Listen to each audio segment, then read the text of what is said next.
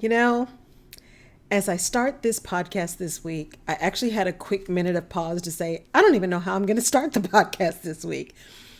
And I don't know why that happened, but it's kind of indicative of what we're going to be talking about, which is that whole coulda, woulda, shoulda, didn't. I just didn't. And as we get into August, y'all, it is end of July. It's essentially August of 2022. Many of you, maybe like me, are not only thinking, oh my God, I can't believe it's already August, but also, crap, what was I doing for the first 7 months of this freaking year? Where's all the stuff I said I was going to do? All of that madness, right? And not only that, but if you're like me and your brain latches onto something and just keeps going, not only was I doing this year, but what was I doing like my whole life that got me here? All that stupid crap that happens. But here's what's in that. This whole idea of when you look back at something, well, I could have done this, or I would have done that, or I should have done that, but I just didn't. And how we go back and do a postmortem or an evaluation of what's gone on and use it as learning and not as a blame game or an opportunity to beat ourselves up or to revisit history, or worse, to rewrite history, which often happens. That story that we tell ourselves that is just not true. And as I'm leaning into this podcast, there's so many stories that come up for me. And so for those of you who are in a corporate setting, I want to talk to you specifically about this. And entrepreneurs, I'm going to get to you too. But those folks who are in a corporate setting, I specifically want to talk to you about this because it's like many things. We've got to be careful about absolutes. And so one of the challenges of corporations and leaders in corporations is this ability to go back and look at things that happened and learn from them. So the whole, as they call it, a post-mortem, right? What happens after the thing is dead or after the thing is over? What occurred? What did we learn? How did it happen? What would we do different? What would we continue to do, right? That the information that feeds into your stop, start, continue list. It's that evaluation of what the experience was so that we can use it as information. It is data gathering in order to take the next action.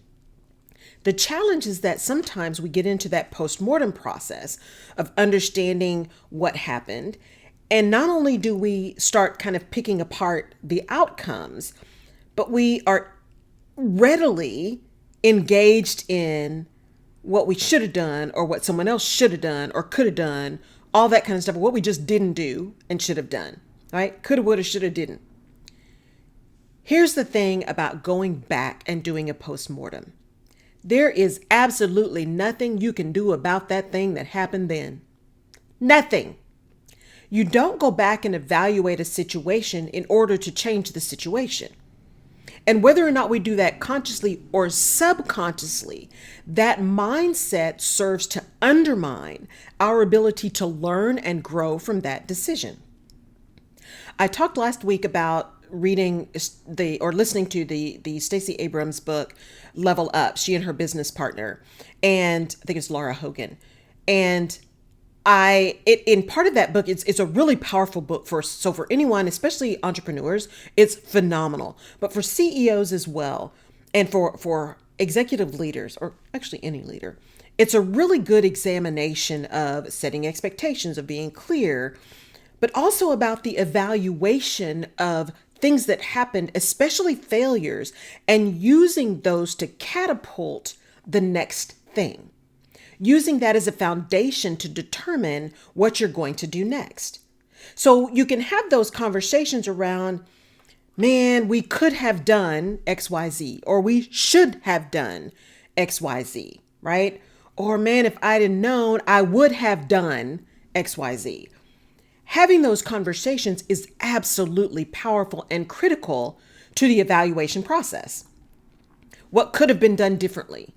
What would we have done had we known some other things? What should we have thought about? All of those things are really, really important.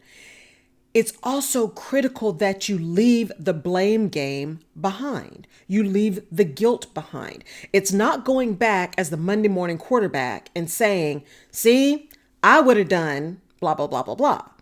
Or I tried to tell you. It is not a gotcha situation. Postmortems are not intended for gotcha. That's a bad intention. That's a bad mindset. If you're going to go back by yourself or with your teams and evaluate something that occurred, going into it with the mindset of learning so that you do something different or better next time, you have better outcomes next time, that gives you a basis for which to ask really hard questions and review from an open-minded perspective what occurred. What is all the things that happened? What are all the things that happened? What are the conversations that were had? What data was gathered? What data was missed? What indicators were there but were ignored? If you go in with the idea of we're going to peel this onion apart so we can see what the center was, that gives you a basis to leave the feelings aside and really look at the situation objectively, because you're understanding it in the context of what's getting ready to happen next. So you don't make the same errors. Or you can take the amazing things that happened. How about that? Take the amazing things that happened and duplicate those where you can for the next situation. So leaders take that postmortem process, that reevaluation process, as an opportunity to understand what you could have done, what you would have done, or what you should have done, but didn't, in the context of how it's going to help you going forward. Not in the context of who we should blame, who wasn't ready, why didn't it work, all of those kind of things in a blaming situation or to make your stick a little bit bigger that you're going to beat somebody up with. Now, what's also important about that evaluation is to have minds and eyes and ears that are open enough to determine if the failures or the missteps or the mistakes that were made were, in fact, a result of a lack of training, the wrong resources, not enough resources, right? Those things that as a leader, you do need to be able to evaluate to say, I need to determine training or do different kinds of training, or I need to have a different evaluative process to determine who's going to be on the team. Or better yet, I need to ensure that I allow for a number of people in the makeup on my team to be both seasoned people and new people. And those new people need to be given enough leeway and enough room to learn and to make mistakes, and enough of a platform to bring forth their ideas, because they may see something different than we did, because they're not clouded by having been here for 30 years. By the we've always done it that way. They don't have that same clouding. But as a leader, I do need in my post-mortem to understand, is there something in the way I set it up, in the way I set expectations, in the way I communicated, in the way my team is trained, in the way my team sets goals or goes after goals, in the way we measure performance? Is there something in my structure that actually created the situation that led to the outcomes that were not optimal, right? I've got to be honest with me. I've got to be willing to evaluate me and my performance as a leader, because leadership is about behavior, not about position. So that coulda, woulda, shoulda, didn't is an important point of understanding how you do something different. Now, entrepreneurs, especially solopreneurs, all of that stuff applies to you too. But here's the bigger pitfall for you. That coulda, woulda, shoulda, didn't can start to be awfully personal and put you on that slippery slope to just saying you're not worthy, you didn't know what was going on, you're not capable, you're never going to make it. That death spiral of let me just go back and get a job. I'm not doing the right thing. I don't get it. That evaluative process of coulda, woulda, shoulda, didn't as a solopreneur can tap right into all of that head trash. You still need to look at what happened. What were your experiences? What did you learn from that? How can you not do the same thing again as you move forward? And don't allow that evaluation to make you completely turn everything you're doing upside down. To say this isn't the right business. This is not what I'm supposed to be doing. I need to just go get a job. I need to just change my business and do the stuff that everybody else says I should be doing. Don't give up on your dream because you had a certain point of failure. Don't give up on your process or of your expectations because you had one thing that went wrong. Go back and understand why. Now, if what you find out is you didn't do great strategy, right? Or it was something that you thought was right because you had bad information, okay, you can fix that. If you give yourself grace and compassion to do that evaluation and you really do find out, you know what, I just don't want to do that anymore, then own that too. A prime example, owning it myself, is I spent a lot of time and money and connected with people to build an online HR portal for small businesses. And it's good. It's still out there. It's very, very good. I don't have it published, but it's still there. I didn't just trash it. Took everybody through an entire life cycle from the time you think about you needing team to the time you have to separate team. And I did it from my expertise as an HR person, having done all that, not only having done that for other people, but having to build my own team and decide what the structure should look like. But you know what? I hated it. I absolutely hated it. Not that I hated the content and not that my intentions were bad. It's that being in that realm of the day-to-day HR just sucked the life out of my soul. I don't want to understand what the new laws are around minimum wage. I don't want to think about what the new rules are on FMLA and what compliance is. I don't want to think about any of that stuff anymore.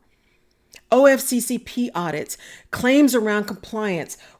I don't want to think about any of that tactical HR stuff. And especially as small business owners, you gotta. Once you get to start adding team, you have to start thinking about what's in your job description. Is it compliant? Are you saying the right things? You got to start thinking about that stuff. Now, don't lose sleep over it because HR is not rocket science. It's more than a necessary evil, but it's not something that's impossible. And there are tons of people out there who can help you. And what I realized after spending all that time and all that money and trying to push it and trying to be excited about it, that it wasn't where I was moving. It's not where my life is going. And while it is in my zone of excellence, because I'm an excellent HR person, I am a phenomenal HR person, it is not in my zone of genius, which means I can do it and I can do it exceptionally well. And I can have those conversations. We can strategize and we can figure out how to do it. And I can get you where you want to be. And I am going to be so exhausted by doing that I'm going to give you everything I got. But man, it's going to drain me. And it's not where my genius is. It's not energizing me. And so I had to let that go. In my post-mortem, I had to not be so upset and disappointed by how much money and how much time and how much effort and all the things that I just held on to it, because that means I wouldn't be making room for the thing that is what I'm supposed to be doing, which is serving all of you in a different capacity. So for those of you who are in corporate situations, or for those of you who are in solopreneur, entrepreneur situations, part of that coulda, woulda, shoulda, didn't is letting it go. Let it go. When you do that clear, conscious, unbiased evaluation of what happened, how it happened, why it happened, what you learned, what you do different, what maybe should have occurred, and whether or not it was even the right thing. When you do that from a space of truly just learning and listening for the next thing, you allow yourself to say, I'm really not going to do that again. I'm really going to let that go. That is really not a part of my path forward. But I learned so much that it had value, because I think that's where we get off. We think we spent all that time and we got zero value. That's not the truth. That's head trash. Because you went through it, you learned something. You got value. Even if the value is, I don't ever want to do that again. That is not my calling. That's valuable. As I tell my clients, even if what you know is what you're doing now is not it, that in and of itself is a valuable piece of information. You may not know what it is, but you know what you got now, ain't it? And that's huge. That is a huge step, because sometimes it takes us a long time to get to the it. But if we can at least get to the this is not it, that's a step in the right direction. So don't let yourself get caught up in these postmortems of coulda, woulda, shoulda, didn't, right? I just didn't. I just didn't do what I was supposed to. I just didn't do what I needed to. I just didn't do what I want to. I just didn't. And turn that into this death spiral of beating yourself up about it. Stop. A post-mortem, a reevaluation, a look-back session, whatever you want to call it in your world, is meant to deliver value. Have a mindset of learning. I am going back and looking at this thing to learn all the amazing things that happen that I can duplicate, and all the incredibly painful things that I don't ever want to do again. And I can give myself early warning signals when I see it coming, so I can avoid it in the future. Coulda, woulda, shoulda, didn't isn't a weapon. It is a tool to push you forward. So go out as we go into the last part of this year and you start looking at, oh my God, time is moving. The kids are getting ready to go back to school, or I'm getting to the end of the quarter. Clients are going to be digging in. I'm not going to be able to get anybody's attention. Stop. Let it go. You have got time. Go read The Big Leap, right? You've got time to do everything you need to do. Things are going to show up when and how they're supposed to.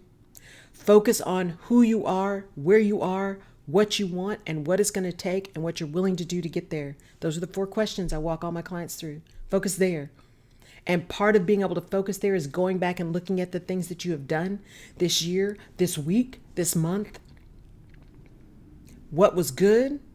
What was not so good? What do I want to duplicate? What I want to stop? Stop, start, continue. And then taking that and moving forward, because you have gifts that people need to experience. You are leading people who need you to be there. They need you to show up. They need you to be authentic and transparent, but they also need you to be confident in what you know. And so confident that you're willing to listen to other people's ideas and take them as you need them. Allow them space. The folks that are looking to you need you to show up. They need you to lead them. They need you to be there. And that means giving them space to learn as well. And entrepreneurs, your business needs you. Your clients need you. That post-mortem is not your opportunity to beat yourself up and decide, I'm just not going to do this anymore. If you start feeling that, maybe it's time to just take a pause. Go get a massage. Go have an adult beverage. Whatever it is that kind of gets you back on track. Allow yourself that dorsal moment to really just kind of go to bed, regroup, and come back at it. I'm telling you, you got this. I believe in you. You got this. We are all in this together. What is meant for you is going to be for you if you're willing to open your heart, open your mind, and go after it. And take baby steps. Sometimes it's not going to be perfect. Many times it's not going to be perfect. And you're not always going to know. Focus on what impact you're trying to make, and the how will take care of itself. Have a fantastic week. Thank you so much for being a part of the Rutledge Perspective. We are working towards 12,000 downloads for the end of the week. We got one more week to go. And I'm so excited about it. We're almost there. Only need 100 downloads, 150 downloads to get there. 150 downloads. And I got a couple of swag boxes I'm putting together to give away as a gift for that. I have no idea how I'm going to pick people to give it to, but I'll figure that out. Again, I know what I want to do. The how will take care of itself. I'll figure it out. But I want you to be a part of that. So please, I would really appreciate it. Download, share, listen. Please give a review. Send me a DM about something you want me to talk about. I want to hear what your thoughts are. And get me to that 12,000 downloads. I really want to make that by the end of the month. And there's some great things that are coming for my birthday month. I'm really excited about them. I was going to do them by the end of July, but physician heal thyself. So there's some things I want to do to make sure it makes some sense. And then it's going to be ready to go my birthday month. So stay tuned for that. Have a great rest of your week, y'all. I will see you next time on The Rutledge Perspective. Take care. Bye-bye.